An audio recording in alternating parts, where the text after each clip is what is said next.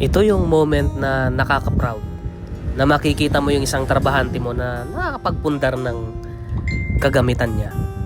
Napakasarap tingnan.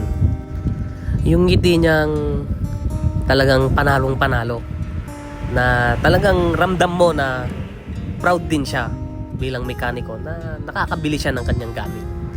So yan mga paps, sana'y maging inspirasyon natin si Kuya Pips.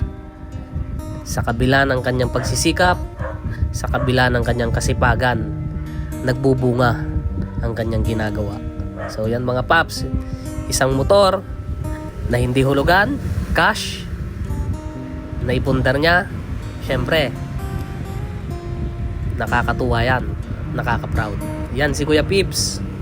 Ingat tayo palagi and God bless.